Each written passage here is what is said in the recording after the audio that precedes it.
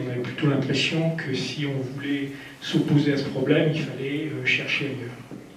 Alors ensuite, nous arrivons à Roland Maass, effet des faibles doses, origine et actualité d'une controverse. Alors, sur le premier transparent, on trouvait quelle était la controverse. La controverse, c'est toute exposition au rayonnement ionisant engendre-t-elle un risque pour la santé? C'était ça la controverse. Alors après, en fait, quand on lit quand on suit sa démonstration, on voit que la controverse, elle tourne autour de la justification de l'application de la loi linéaire sans seuil en dessous de la dose la plus faible, les 100 millisieverts, pour laquelle une observation a été possible sur les multiples cohortes que le nucléaire a suscitées dans des conditions soit dramatiques, vous en avez une liste, soit d'exploitation normale, c'est-à-dire essentiellement dans ce cas-là les travailleurs et la médecine.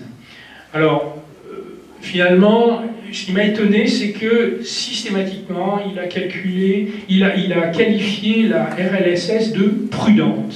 Et moi, je ne comprends pas bien, parce que, à la limite, si je voulais être plus prudent, au lieu de prendre une loi linéaire, j'aurais pris une puissance 1,5. Ou j'aurais dit, le risque est toujours le même. J'aurais même dit, le risque augmente. Par exemple, vous pourriez tout à fait dire qu'il n'y a pas eu un être vivant qui s'est développé sur Terre en l'absence de radiation, donc supprimer les radiations aux êtres humains, ça pourrait être une catastrophe terrible pour eux, et le risque pourrait être extraordinaire. Donc, moi, en fait, je ne sais pas pourquoi elle est prudente, elle m'a surtout semblé arbitraire, c'est-à-dire essentiellement, c'est dire quelque chose quand on ne sait rien. Et alors après, il nous a montré que plusieurs études expérimentales démontrent la validité de la loi linéaire à condition de supposer qu'elle est vraie. Alors, vous remarquerez que c'est pas nul quand même comme résultat, parce que c'est mieux que rien. Ça montre une autocohérence, c'est-à-dire en gros, le système n'est pas illogique par lui-même.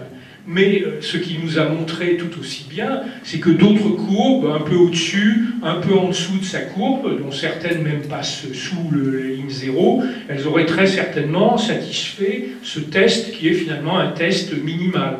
C'est-à-dire, en gros, c'est quand même pas une loi qui est incohérente. Hein. Mais, ceci dit, bon, il vous a montré qu'il y avait beaucoup de choses qui lui manquaient. Alors, finalement, si on regarde, il n'est pas improbable que les rayonnements ionisants aient un effet néfaste, même quand on ne peut les quantifier exactement, c'est le cas des faibles doses.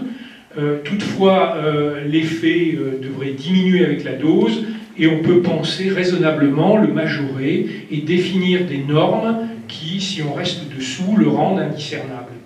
Alors après, il a conclu par un diagramme que je crois que vous connaissez tous, qui est celui de la morbidité associée aux différents modes de production des énergies, lignite, charbon, etc. Voilà. Alors maintenant, on a eu deux exposés que je vais regrouper, celui de Anne Perrin et conséquences sanitaires des champs électromagnétiques. Alors là, on était plutôt à haute et basse fréquence, mais essentiellement la fréquence de la téléphonie mobile. Et puis au contraire, là, on était plutôt au niveau du réseau EDF, du 50 Hz, et quels étaient sur la santé. Et finalement, ma conclusion, c'est que c'est deux histoires similaires et qui sont finalement assez tristes, parce que finalement, tout ce qu'on a entendu, c'est, voilà, à un moment donné, il y a un donneur d'alerte qui signale quelque part, là où il a fait son étude, une corrélation avec une pathologie.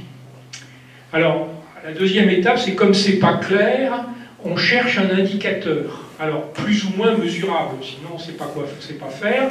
Et dans le premier cas, on a vu que c'était la chaleur déposée, dans le deuxième cas, c'était le champ magnétique.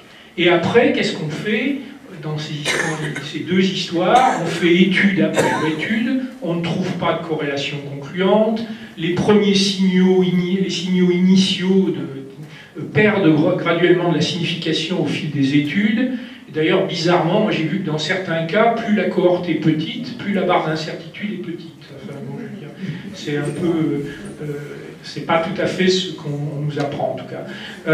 Alors, ceci dit, ce qu'on voit apparaître, c'est ce qu'on pourrait appeler des syndromes secondaires induits multiples qui apparaissent, mais alors sur une liste absolument incroyable de pathologies, au point même que ça me fait penser à un livre qui s'appelle « 3 hommes dans un bateau », où au début du livre, l'auteur se met à compulser un livre de médecine, et puis à la suite de ça, il va voir son médecin et il dit « Je ne vais pas vous faire perdre votre temps, je vais vous dire la maladie que je n'ai pas ». Et en fait, on a ce sentiment que finalement, à travers la perception du certain danger, vraiment, on peut arriver à développer, et c'est des maladies réelles, hein, un nombre assez incroyable de syndromes. Bon, alors, non, pardon. Alors maintenant la conclusion, c'est que il y a des seuils qui ont été, on remarque des seuils qui ont été choisis pour des pures raisons de commodité des premières analyses. Il fallait choisir un seuil, ils ont pris une valeur, sans qu'il n'y ait la moindre relation avec la pathologie, deviennent au bout du temps des normes. À force de faire des études, ça devient des normes. Et puis une fois que c'est devenu des normes, la sécurité du public, c'est normal, impose de les baisser. Et puis finalement, les autorités, par prudence, demandent de recommencer des séries de mesures qui vont forcément conduire à, je sais pas, quelque chose. Et moi, une des choses qui m'a aussi étonné, c'est dans la présentation des gens, c'est ils ont été surpris. Ils ont dit qu'ils avaient été surpris que le classement en potentiellement cancérigène 2B est déclenché ce qu'elle nous a appelé une psychose. Mais en fait, s'ils y réfléchissent bien, pour le public, c'est l'addition de deux adjectifs, enfin un adjectif, un adverbe, mais qui sont tous les deux porteurs de crainte, enfin générateurs de crainte. Vous avez déjà cancérigène, c'est grave, hein, enfin c'est grave comme le tabac. Mais puis après, vous avez un mot terrible qui est potentiellement. Ça aggrave, si j'ose dire, le cas en introduisant une notion d'incertitude. C'est même pas cancérigène, c'est potentiellement cancérigène. Et moi, ça ne m'étonne pas du tout que dans la perception du public, qui comprend les mots, pas nécessairement comme les gens qui les ont choisis les comprennent, que ça crée un problème.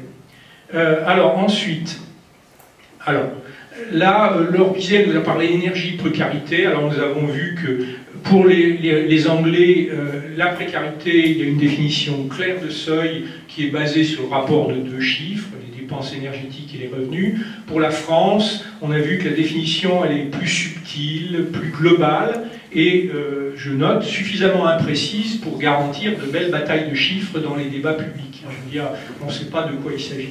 Après, elle est passée sur des choses qui devenaient vraiment beaucoup plus sérieuses.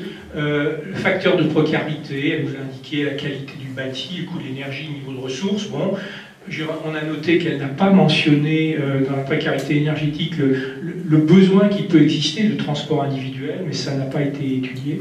Ensuite, ça ne faisait pas partie de son exposé, je veux dire.